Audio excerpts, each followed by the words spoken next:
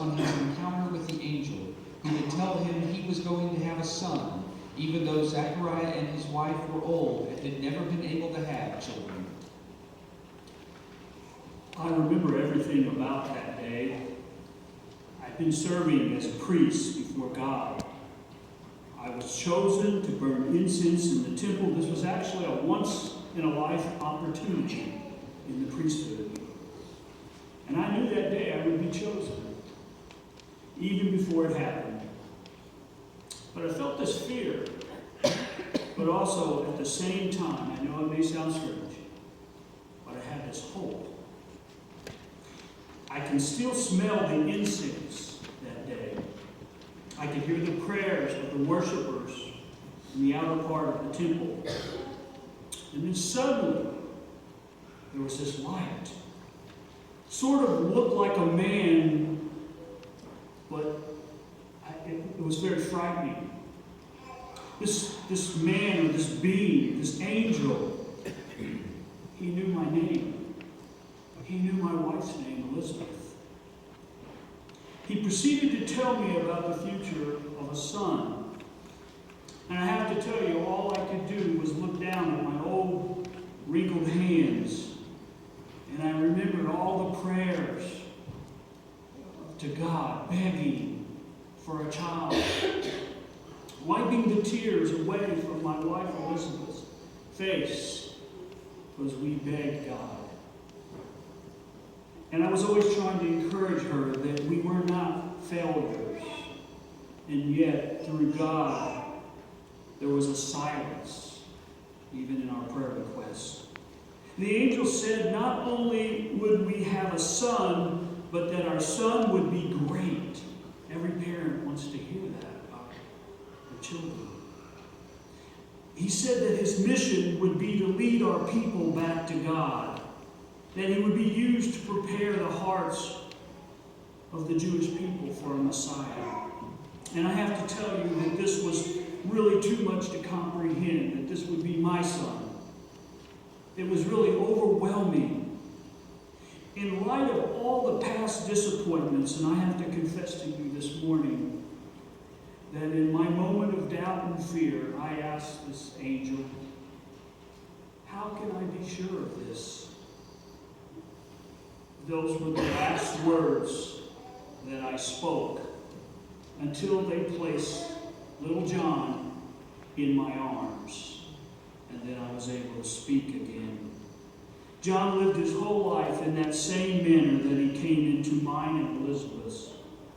God used him to open our people's hearts to the promised one. And in the temple that day, the truth is, God found me in the wilderness of my doubts, my brokenness, my feelings of hopelessness, and he made a path. And in my darkness, the glory of God and his heart were on display. That promise he still makes is true.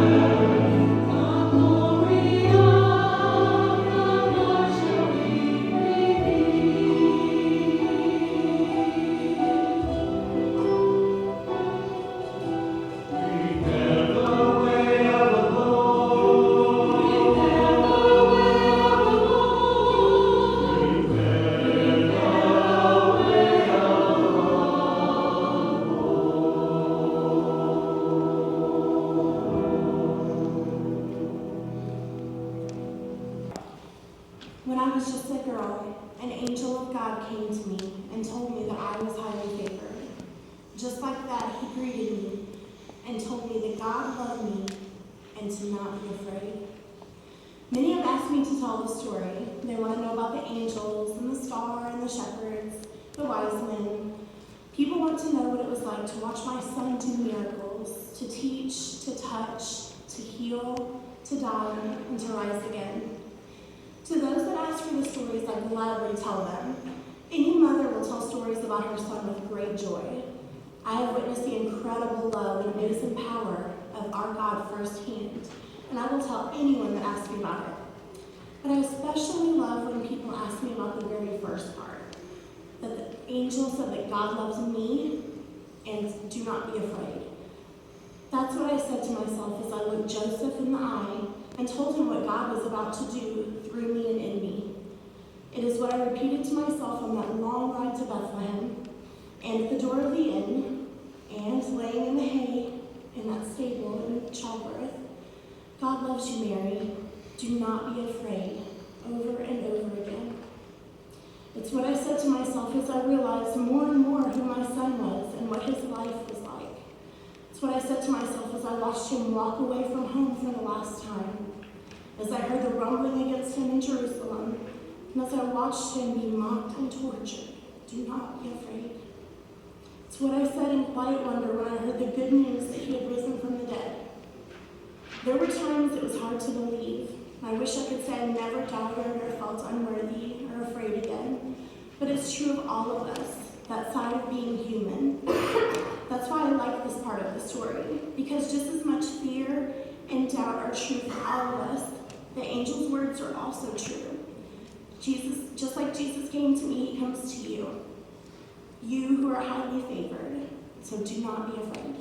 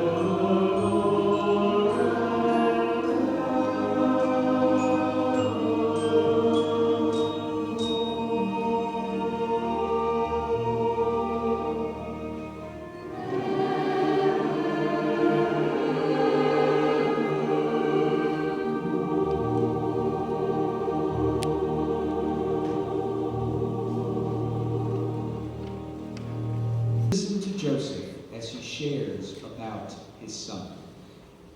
My father taught me so many things. He taught me to love the smell of freshly cut wood and the feel of a tool in my hand. He taught me to create things that were useful and beautiful.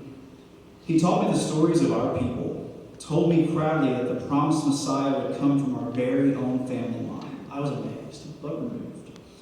I never thought that I would be a part of it. Holding my infant son in my arms for that very first time, I looked down at his small face, held his tiny body, and tried to understand that I was a father now. This baby would become a man, and I would be the one to teach him.